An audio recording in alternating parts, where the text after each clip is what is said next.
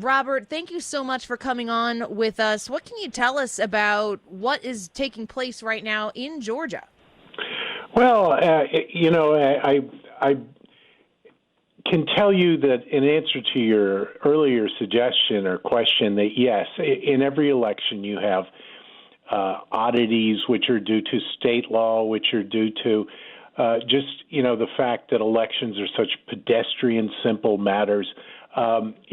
Just the front half of it is, the second half is suspicious, but the front half of it is most people would be, and I think are becoming astonished by how basic the progress of voting really is. I mean, you vote on machines, and the machines have to be fixed if they break, and they're like washing machines, and you get a repairman, and you have to wait for the repairman. And I've been in polling places where I've been monitoring, and the ballots are in the machine, and the machine is full. Well, what do? Well, I've seen someone unlock the machine. This was not this election, previous election. Push the ballots out onto the floor to make room for the new ones. There's probably no fraud. Okay. Probably. Yeah, well, that's the thing. All right, so they've located 3 thumb drives, and they have all these additional votes. I think a total net addition for Trump of 1,400 votes. You might ask, why do these accidents always seem to cut against the Republican candidate until they're corrected? I don't know. I don't know if anything suspicious was going on in Floyd or Fayette or Walton County, Georgia. Things like this do happen.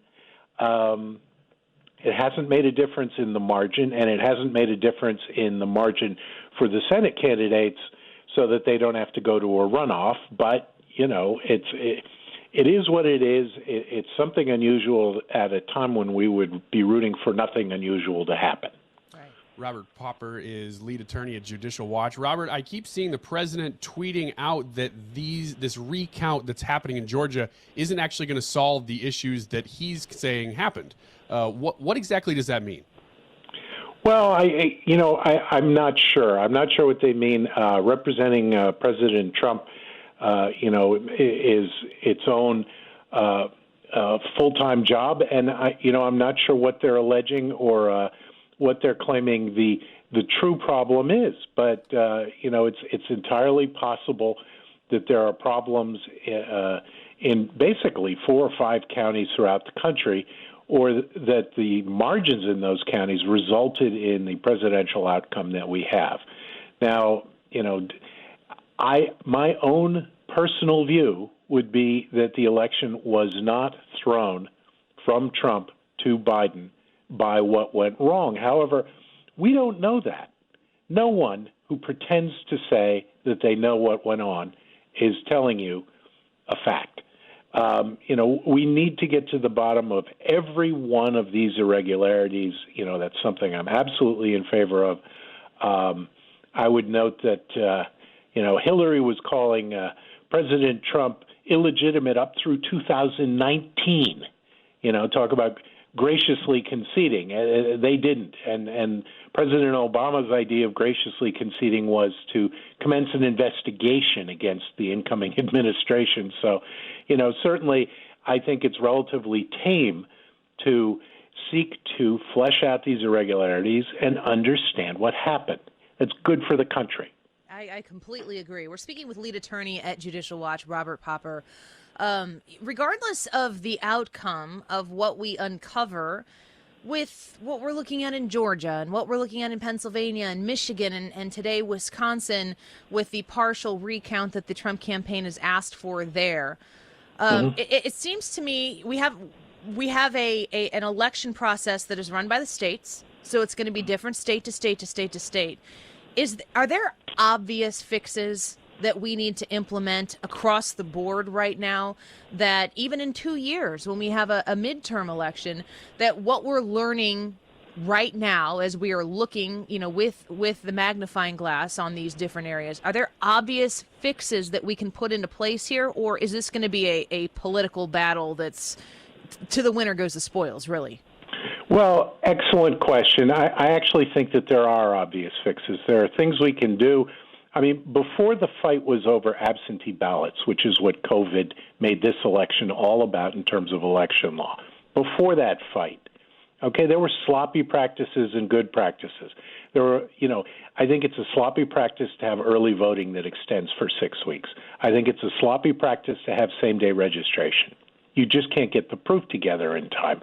I think that it's a sloppy practice to have what we call out-of-precinct voting, which is you don't have to figure out what your precinct is. You can cast it anywhere in the state and trust the officials to get it to the right place.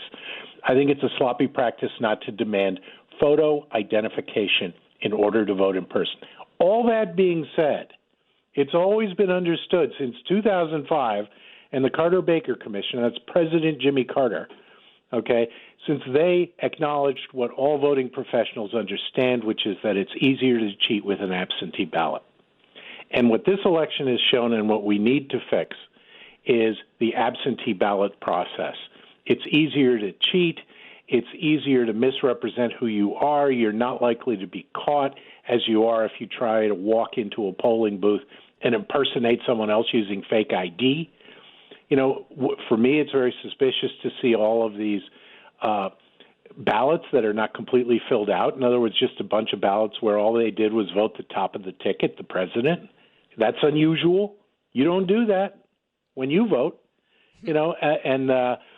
there's a lot about these ballots, and they've been a tremendous difficulty for state officials to deal with. They're processed differently, they take longer, they take more personnel, and they cost more. And that's why I'm hopeful that this bad procedure, unlike perhaps other bad procedures that I mentioned to you, will go away. States don't like to pay this extra money, and to do that and to gain a lack of integrity in the process. And even those who supported or used to support absentee ballots and mail-in ballots on this kind of scale, they're seeing that these ballots get rejected at very high rates for undersigning, no signature, for signature that doesn't match, for, checking the data and having a poorly filled out ballot that's then rejected. We need to fix that.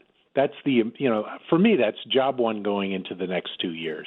Well, let me ask you this. We're speaking with lead attorney at Judicial Watch, Robert Popper. Logically, realistically speaking, if the Democrats pull off a win, with specifically at the presidential level here, with the process that we've put into place because of COVID, but a version of it has existed in some states previously. It's been greatly expanded. Yes.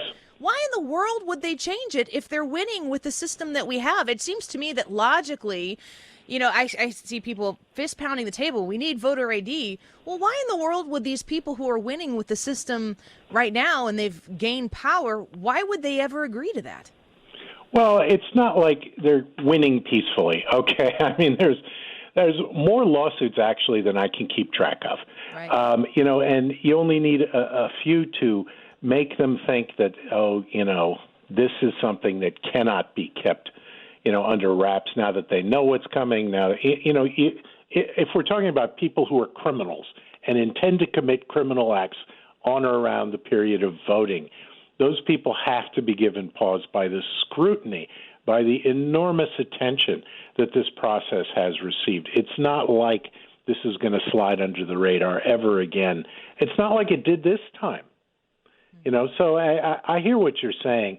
But it is not an automatic recipe. I mean, judges will start to throw out elections if they perceive that they were changed by fraud, if it becomes plausible, if, we're just at the beginning of all these mathematical analyses looking for patterns of fraud. We will have those results going into 2022. We will have, no doubt, more instances like we just turned up in California where a scheme to vote 8,000 absentee ballots, a scheme by two guys to fill out 8,000 absentee ballots just for whom they wanted and send them in, was discovered, and those 8,000 ballots were not voted. But you're going to start to discover fraud in the thousands. And where that happens, judges will take notice, and I think that the system will accommodate itself to that new reality. But hopefully in the next election, we'll have a vaccine. There won't be a COVID crisis. The laws on absentee ballots that are scheduled to lapse will lapse. Those that are not scheduled to lapse will come under intense scrutiny, and hopefully going forward, we won't have the chaos that we had this time around, which we predicted, by the way, Right. which many people predicted. I'm sorry to be shouting at you. It's not like you doubted me, but there were people who didn't I would think. never doubt you. Thank you very much. But I had reporters from the New York Times saying, "Oh, what makes you think that there will be any trouble at all?" That's all there has been. Yeah. Yeah. Robert Popper is lead attorney at Judicial Watch. You mentioned the possibility, or at least theoretically, that courts could toss out election results. I wanted to ask you about that. What, in your legal opinion, and I know we're in uncharted territory here, but what does the Trump team have to do, the legal team have to do, to actually end up winning back the presidency? Well, you need, what are the raw numbers? You need 2 states or 3? States,